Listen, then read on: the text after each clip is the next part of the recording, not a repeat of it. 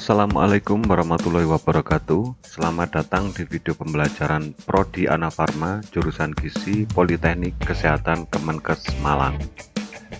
Dalam video pembelajaran kali ini kita akan mempelajari tentang kromatografi lapis tipis atau thin layer kromatografi.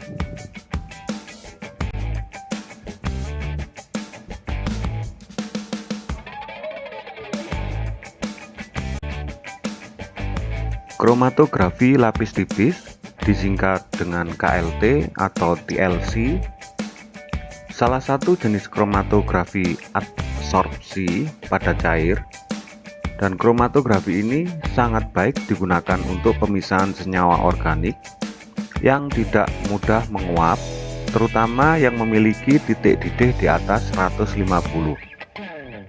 di mana prinsip pemisahan dari kromatografi ini didasarkan pada distribusi senyawa-senyawa yang terdapat pada campuran yang akan terserap pada padatan. Seperti yang pernah kita pelajari sebelumnya, distribusi ini terjadi karena adanya perbedaan interaksi analit dengan fase diam dan fase gerak. Pada umumnya, dalam KLT ini, interaksi berdasarkan kepolaran, di mana fase diam bersifat polar, sedangkan fase gerak bersifat kurang polar dari fase diam atau bahkan mungkin non-polar. Jadi, pada umumnya, untuk analit yang bersifat polar, maka ia akan berinteraksi lebih kuat dengan fase diam, sehingga nilai RF-nya cenderung rendah daripada analit yang bersifat kurang polar atau non-polar. Sebelum kita lanjutkan, kita pahami dulu bagian-bagian dari plat KLT. Bila dilihat dari bentuknya, plat KLT ini hampir sama dengan kromatografi kertas, akan tetapi plat KLT ini lebih kaku sehingga dapat diberdirikan atau disandarkan pada kromatografi chamber. Bagian-bagian dari plat KLT ini adalah padatan pendukung, pengikat atau lem, dan adsorben. Padatan pendukung yang sering digunakan pada KLT ada 3, yakni kaca, aluminium foil, dan plastik. Untuk kaca, kelebihan dari pada plat yang menggunakan kaca ini, yang pertama adalah tahan terhadap bahan kimia atau inert, dan juga tahan terhadap panas, murah, dan bisa digunakan kembali. Akan tetapi kekurangannya biasanya material kaca yang digunakan cukup tebal dan cukup berat, dan juga mudah pecah dan sulit untuk dipotong. Untuk yang menggunakan padatan pendukung aluminium foil, kelebihannya plat ini adalah tipis, ringan, mudah dipotong, lapisan adsorben melekat dengan kuat. Akan tetapi kekurangannya karena dia aluminium, dia tidak inert terhadap senyawa-senyawa tertentu seperti asam kuat, amonia, dan iodin. Dan juga aluminium foil juga tidak bisa digunakan berulang-ulang. Untuk plat yang menggunakan padatan pendukung plastik, kelebihannya tipis, ringan, dan mudah dipotong. Akan tetapi kekurangannya karena dia plastik sehingga mudah lentur atau fleksibel, akibatnya adsorbennya mudah retak. Terus juga plastik ini pada umumnya tidak tahan terhadap panas dan tidak dapat digunakan kembali. Untuk pengikat atau perekat yang digunakan pada umumnya menggunakan natrium silikat. Ada juga yang menggunakan CMC, dan yang paling banyak biasanya menggunakan gypsum, atau bisa juga tidak menggunakan perekat sama sekali. Untuk berikutnya, jenis adsorben atau fasa diam yang digunakan ada 4 macam.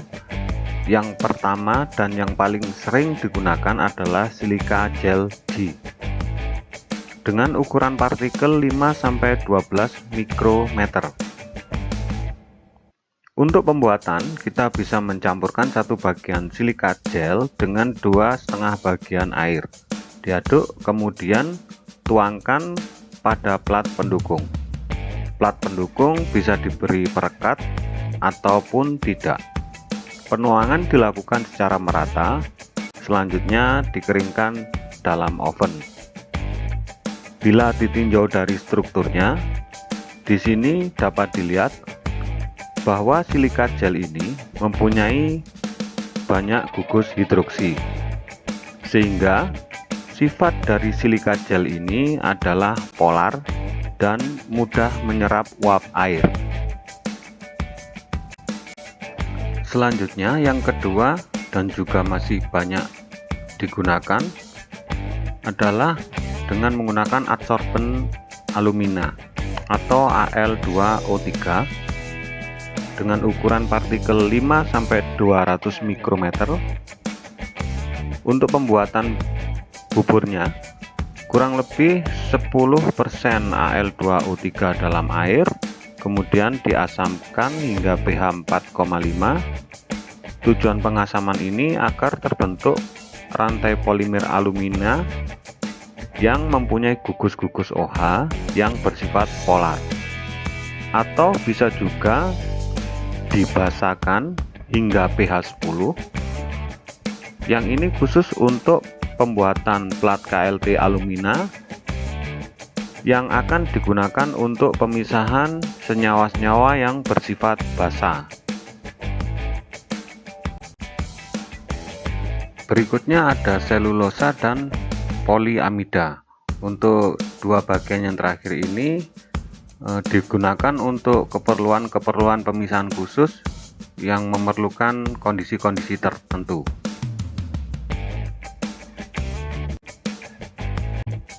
Berikutnya, tahapan-tahapan apa aja yang harus dilakukan pada analisis dengan menggunakan KLT.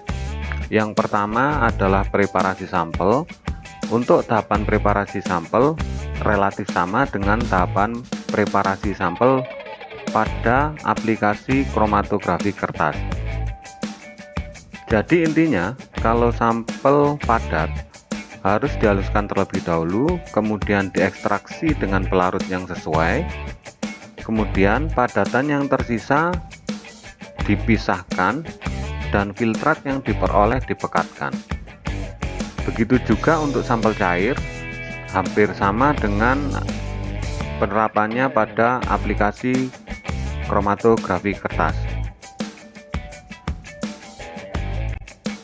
Yang berikutnya adalah pemilihan pelarut atau fase gerak. Dalam pemilihan fase gerak juga relatif sama dengan kromatografi kertas, akan tetapi di sini dengan mempertimbangkan kepolaran fase diam dan fase gerak, yang pada prinsipnya senyawa polar akan cenderung berinteraksi dengan fase polar dan senyawa non-polar akan memiliki kecenderungan untuk berinteraksi dengan fase yang non-polar. Yang ketiga adalah aktivasi lempeng. Aktivasi lempeng dapat dilakukan dengan pemanasan dalam oven pada suhu 130 derajat Celcius selama 30 menit. Aktivasi lempeng ini diperlukan karena pada umumnya adsorben yang digunakan adalah silika gel dan alumina, di mana silika gel dan alumina ini mudah menyerap kelembapan yang membentuk lapisan tipis pada permukaan adsorben. Hal ini dapat menyebabkan proses pemisahan menjadi tidak sempurna. Sebagai catatan, Bila suhu aktivasi lempeng ini terlalu tinggi, juga dapat merusak struktur silika gel yang berimbas pada proses pemisahan yang kurang sempurna. Dan hal yang perlu diingat, bahwa bagian adsorben pada KLT ini sebisa mungkin tidak tersentuh tangan, karena tangan kita berkeringat atau mungkin berlemak atau mungkin mengandung material lain yang dapat menempel pada silika dan dapat mengganggu proses pemisahan. Yang berikutnya adalah penjenuhan chamber dengan uap pelarut. Tujuan penjenuhan chamber ini adalah untuk mencegah penguapan eluen yang merambat pada plat KLT pada saat proses elusi, di mana apabila terjadi penguapan eluen ini, maka proses elusi akan berlangsung lebih lama. Serta dengan menguapnya pelarut pada lempeng dapat menyebabkan spot yang terbentuk pada saat proses elusi menjadi melebar, terutama pada bagian tepi. Tujuan berikutnya adalah untuk menghilangkan kelembapan uap air yang terdapat dalam chamber.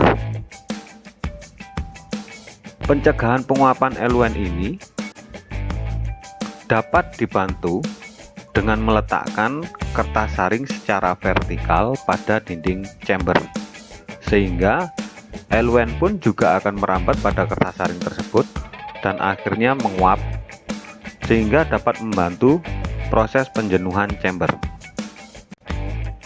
Yang kelima adalah penotolan sampel pada plat KLT.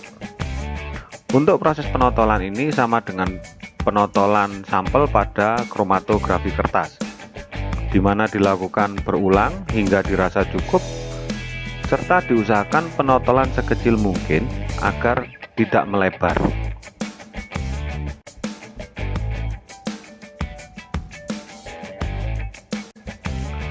Pada tahap elusi relatif sama dengan kromatografi kertas, hanya ada sedikit perbedaan.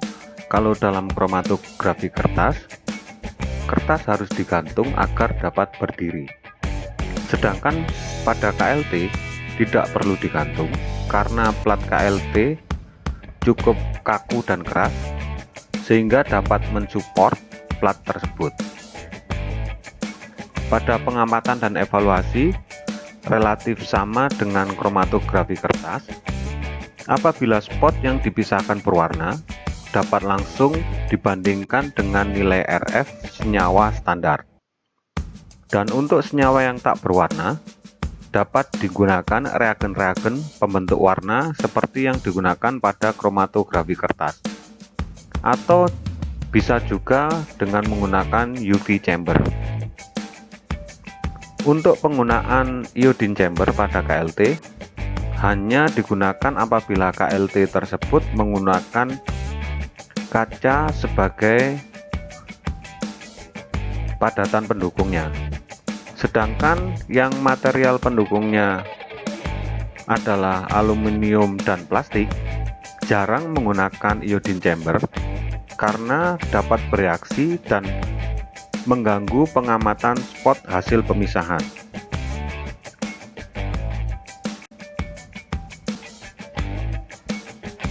Aplikasi KLT lebih luas daripada kromatografi kertas, antara lain: yang pertama, untuk identifikasi dan pemisahan pigmen, baik itu alami maupun sintetik. Hal ini sama dengan kromatografi kertas. Yang kedua, untuk pemisahan dan identifikasi kation anorganik.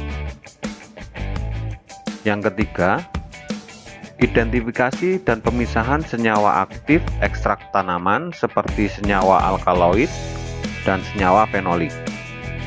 Yang keempat, untuk identifikasi dan pemisahan asam-asam amino. Dan yang kelima, untuk pemantauan hasil reaksi. Yang keenam, untuk pengukuran kuantitatif. Dan masih banyak lagi penerapan KLT, terutama pada bidang farmasi. Dari sekian banyak penerapan KLT, di sini akan sedikit saya terangkan tentang bagaimana KLT ini dapat digunakan untuk pemantauan reaksi. Apakah suatu reaksi sudah selesai atau belum? Misalnya seorang tenaga teknik kefarmasian mereaksikan senyawa A dan B dalam sebuah reaktor. Pada waktu tertentu, seorang TTK tersebut ingin mengetahui apakah reaksi tersebut sudah selesai atau belum. Maka, dia mengambil sampling dari reaktor tersebut dan dilakukan uji KLT. Misalnya, sampling tersebut diberi kode .C. Tentu saja, di samping menotolkan C pada KLT, dia juga menotolkan reaktan A, B, dan produk reaksi yang diinginkan, misalnya diberi kode D. Kemudian dilakukan proses elusi. Apabila reaksi senyawa A dan B belum sempurna menghasilkan senyawa D, maka pada proses elusi C akan muncul spot-spot yang identik dengan reaktan A, B, dan standar D. Dan apabila reaksi senyawa A dan B sudah sempurna, maka pada proses elusi C hanya menghasilkan spot yang identik dengan larutan standar D. Untuk aplikasi lain, misalnya dalam identifikasi senyawa atau pemisahan, saya rasa banyak jurnal-jurnal yang bisa Anda pelajari sendiri, terutama untuk identifikasi senyawa-senyawa yang terdapat pada fitokimia.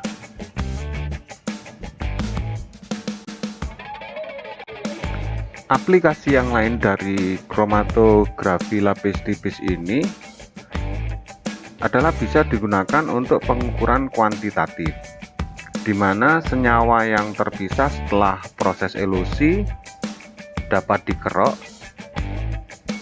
dan dilarutkan kembali dengan pelarut yang sesuai. Kemudian senyawa yang terpisahkan yang menempel pada silika dipisahkan, kemudian diukur kadarnya dengan instrumen lain. Biasanya yang digunakan spektrofotometer UV vis. Cara lain untuk pengukuran kuantitatif pada TLC biasanya menggunakan instrumen densitometer atau TLC scanner. Alat ini berfungsi untuk mengukur tingkat kepekatan atau kekelaman atau intensitas warna yang terdapat pada suatu permukaan bidang datar, yakni TLC tersebut.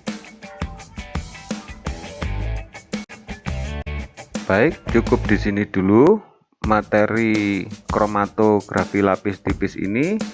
Semoga apa yang saya sampaikan bermanfaat dan dapat menambah wawasan Anda semua.